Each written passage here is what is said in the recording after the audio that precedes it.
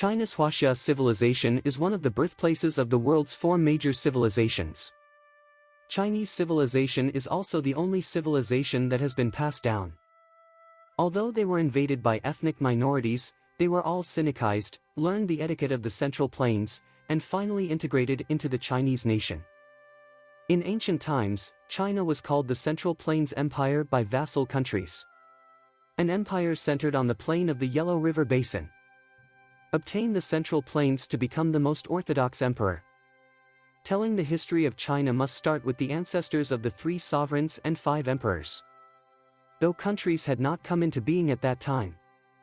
These rulers were regarded as semi-mythical sage kings and moral exemplars. The 3 sovereigns are the Emperor of Heaven, Emperor of Earth, and Emperor of Man. For example, Emperor Gaozong of the Tang Dynasty in China believed in Taoism. He called himself the Emperor, and the Empress was called the Queen of Heaven. The Japanese sent envoys to study the Tang Dynasty. The Emperor of Japan is also called the Emperor of Heaven, until now called the Emperor of Heaven. The 3 sovereigns have different sayings in various books in China more than 2,000 years ago. The first one is Fu Shi Shi, Shen Nong Shi, Sui Ren Shi. The second way of saying is Fu Shi Shi, Shen Nong Shi, Nu Wa Shi. The third saying is that Fu Shi Shi, Shen Nong Shi, Zhu Rong Shi. The fourth saying is Fu Shi Shi, Shen Nong Shi, Xian Yuan Shi. The fifth saying is the Sui Ren Shi, Yu Chao Shi, Ji Sheng Shi. Here, you can see that the most people recognize Fu Shi and Shen Nong. Let's start with their contributions. Sui Ren Shi is to make fire, to cook raw things.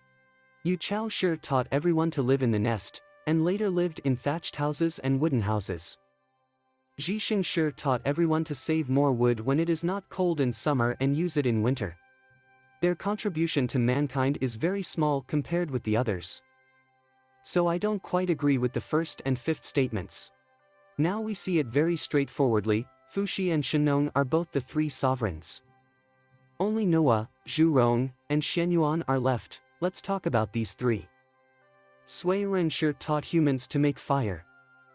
Zhu Rong Shi only taught humans how to preserve fire, and his contribution was very small. Both Noah and Xian Yuan have made great contributions. But Xian Yuan has him every time in the 3 versions of the 5 emperors. So he belongs to the 5 emperors. Only Nu Wa is left. Because Nu Wa is Fu Shi's sister and wife. So I think it is because of this reason that many people do not recognize Nu Wa as the 3 sovereigns. Therefore, the most recognized 3 sovereigns are Fu Shi Shi, Shen Nong Shi, and Nu Wa. What needs to be noted here is Shi. I added Shi after everyone's name. In the following programs we'll often mention. Before the Qing dynasty in China, the surname and family surname Shi were separated. Surname is the title of all descendants of a family. Surname Shi is the title of nobility other than the surname. Surname Shi can be named according to Ji, fiefdom, official position, and occupation. In addition to the name, Shi, Chinese nobles also have Ji. Chinese nobles can't call each other by name, they usually call by Ji. I will introduce Ji in future programs. For example, Confucius. Confucius' surname was Ji, and his name was Jiqiu. Kong Shi, Ji Zhongni. Kong is not his surname is Ji. His ancestors belonged to the royal family of the Shang dynasty. One of the ancestors, Ji Kong Fu Jia. During the Zhou Dynasty, he fled from the Song state to the Lu state as a senior official. Then changed Ji Kong to Shi. During the unification of China in the Qing dynasty, the surname and surname Shi were combined into a surname. The former surname Shi also becomes the surname. Qin Shi Huang abolished slavery, and ordinary people also had surnames.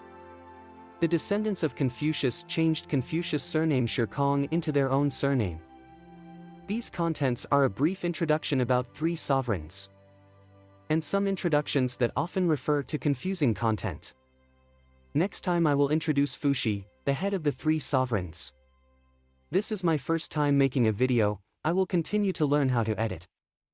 If you like my show, please click to subscribe and like.